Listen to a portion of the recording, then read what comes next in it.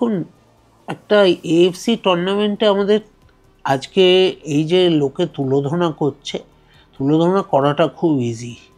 আজকে এদের মধ্যে কতজনের যদি ইন্স্যুরেন্স না থাকে বা থাকে, সেটা নিয়ে এরা যেত একটা যুদ্ধর জায়গায়। আজকে ইরানে যুদ্ধ চলছে, এটা নিয়ে কারোর কোনো নেই, ফরেনাররা যেতে চাইনি, এবার সেই দেখে ইন্ডিয়ানরাও বলছে আমাদের জেলে এ কর। ইন্স্যুরেন্স নিয়ে যে কথাটা হচ্ছে, দ্য প্রবলেম ইজ, যদি ওয়ারের কিছু কারণে তোমার গায়ে কিছু, তোমার শরীরে কিছু হয় বা তুমি মারা যাও, তাহলে সেই insurance does not cover war affected একে। তো সেখানে প্লেয়াররা যেতে চাইনি। ভারতীয় ফুটবল একটা অনিশ্চয়তার মুখে, আইএসএল হবে কিনা কেউ জানে না। আজকে এই যে এত বড় টিম করা হয়েছে, এটা তো মেনলি এএফসিকে মাথায় রেখেই করা হয়েছিল। কারোর তো ইচ্ছে নেই সত্যি না যাওয়া। তাহলে আমরা আগের বার যখন দুটো টুর্নামেন্ট জিতলাম, জিতলাম, আগেও তো ম্যাচে যাইনি। এখন ইরানে এটা একটা প্রবলেম, কিছু করার নেই। প্রেসিডেন্ট উনি বলেছেন যে সময় এই হোক প্রতিবাদ হয়েছিল এটিকে নামটা সরানো নিয়ে, সে সময় আমরা যারা কমিটি ছিল তারা খুব ভালো মতো বিষয়টা হ্যান্ডেল করেছে, গোয়েঙ্কা সাহেবকে বুঝিয়েছেন এবং তিনি তাতে রাজি হয়েছেন, এটা ওনার ভার্সন। এবং তিনি আশা করেন যে বর্তমানে যে কমিটি রয়েছে সেই কমিটিও এই পুরো বিষয়টা নিয়ে ওনার সাথে কথা বলবে এবং বিষয়টাকে শর্ট আউট করবে। কি বলবেন? দেখুন, এই আগের কমিটি আর এই কমিটির ভার্সানটা ঠিক সভাপতির মুখে আমি বুঝলাম না। কারণ সভাপতি মনে হয় এই কমিটিরই অংশ, এবং উনি ভালো করে জানেন এই কমিটিতে ওনারও অনেকগুলোই লোক আছে যারা আগের কমিটিতে ছিল। ভালো হলে অনেকেই বলে যে এটা নাকি একসাথে আমরা কাজ করছি, আর খারাপ হলেই আমরা ওরা হয়। এটা আমার ঠিক শুনতেও ভাল লাগেনি এবং আমি এই প্রথায় বিশ্বাসও করি না। আর সেইটা আমি মনে করি সাপোর্টারদের যদি তখন একটা স্বতঃস্ফূর্ত এই প্রতিবাদ না হতো, তাহলে নামটা হয়তো সরতো না এত তাড়াতাড়ি। আমি পুরো ক্রেডিটটাই তাদের। এবং তখন মাননীয় মুখ্যমন্ত্রীও একটু প্রেশার দেয় যে যাতে নামটা সরানো হয়, তিনিও কথা বলেন। মোহনবাগান সুপার জায়ান্টসের বোর্ডে তখনও দেবাশিস দত্ত আর সৌমিক বোস ছিল। আজকের দিনে অ্যাট দিস ভেরি মোমেন্টও তারাই আছে। তাহলে তারা কেন কিছু করছে না? তারা তো ক্লাবের রিপ্রেজেন্টেটিভ বোর্ডে, তাদের তো আগে এটা নিয়ে অ্যাকশান নেওয়া উচিত যদি সেটাই বলে। আমি মনে করি না এটা কোনো ক্রাইসিস। দেখুন, আমি অনেকেই আমায় বলছে আমি কেন শিল্ড খেলতে চাইনি। আমি শিল্ড খেলতে চাইনি কারণ আজকে একটা আইএফএ শিল্ডের মতন টুর্নামেন্ট কোথায় নেমে এসেছে।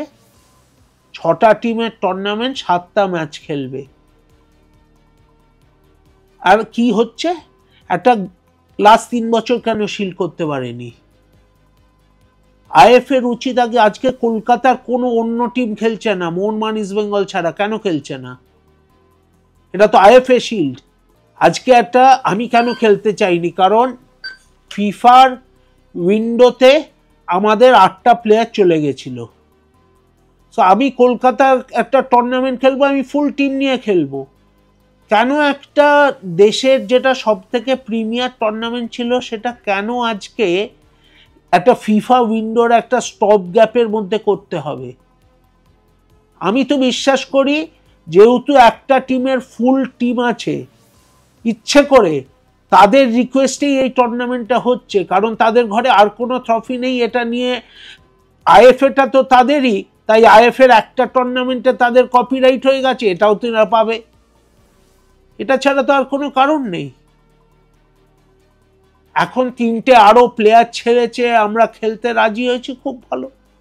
কিছু কিছু নতুন মেম্বার হয়েছে লাস্ট 2-3 বছরে, তারা হঠাৎ বিদেশ থেকে এখন লিখে পাঠাচ্ছে অনেক কিছু। একটা টুর্নামেন্ট না গেলে নাকি নো কনফিডেন্স মোশন আনতে হয় এক্সিকিউটিভ কমিটির আগেনস্টে। এটা আমি নতুন শুনলাম। তাহলে আগের বছর যখন এএফসি কাপে খেলতে যায়নি তখন তো এই নো কনফিডেন্সের ইমেলটা আসেনি। ক্লাব বনাম ইনভেস্টারের কোনো ফারাক নেই। ইনভেস্টারের সাথে কথা হয়েছে, ওদের সত্যি কয়েকটা প্রবলেম হয়েছে। আইএফএ শিল্ড হচ্ছে না তার কারণটা আমাদের টিমের প্লেয়ার ছিল না, তাই জন্য।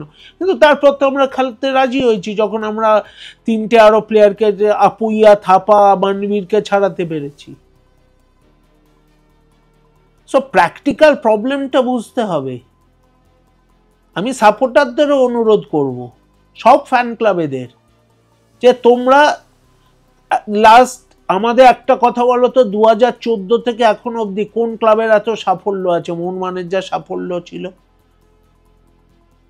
কোন ক্লাবের সাফল্য আছে? সেটা কি তার কোনো দাম নেই? একটা কিছু হলে ইনভেস্টার খারাপ? আজকে ডাবল ক্রাউন পেলো, তখন তোমরাই উঠে নাচছিলে, হঠাৎ 3 মাসের মধ্যে কি এমন হলো? আজকে মিস্টার গোয়েঙ্কা এত টাকা খরচা করে একটা টিম করছে, তার প্রতিও একটা সাধারণ রেসপেক্ট হওয়া উচিত। যখনই একটা ভালো কাজ হচ্ছে তখন তুমি খুব ভালো বলছো, তোমাদের কথা রাখা হচ্ছে, আর যেই হচ্ছে তখনই একটা অন্য, এটা তো হতে পারে না। ক্লাব ডেফিনেটলি কথা বলবে, এটা ক্লাব ডেফিনেটলি কথা বলবে, ক্লাবের সাথে রেগুলার যোগাযোগও আছে।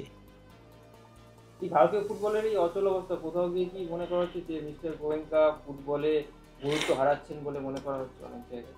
উনি ব্যবসায়ী লোক, এবং আমাদের উনি যে ইন্ডাস্ট্রিয়ালিস্ট, ওনার জীবনে এমনি অনেক জায়গাতেই অনেক অনিশ্চয়তা এসেছে, সব কিছুতে উনি আগ্রহ হারিয়ে ফেলেন এত তাড়াতাড়ি আমার মনে হয় না। আগের বছর যখন ইরান যায়নি, তখন কি আপনারা প্রশ্ন করেছিলেন আগ্রহ হারিয়ে ফেলেছে কিনা? যুদ্ধ পরিস্থিতি চলছিল। তা আজকে ওখানে কি লোকে রাস্তায় এসি চালিয়ে গোলাপ ফুল নিয়ে ঘুরে বেড়াচ্ছে?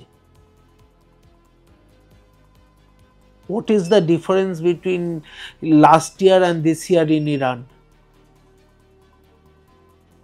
একজন এএফসি কমিশনার, ম্যাচ কমিশনার গেছে, খুব ভালো করেছে, কিন্তু সেও আমাদের এমন একটা দলের সাপোর্টার গিয়ে ইচ্ছে করে দুটো ক্রিপ্টিক রিমার্কে করে দিয়েছে, তিনি খুব ভালো আছেন, সুস্থ আছেন, আর সেটা নিয়ে আমরা নাচতে শুরু করে দিলাম। ফলো করুন সংবাদ প্রতিদিন ডিজিটাল।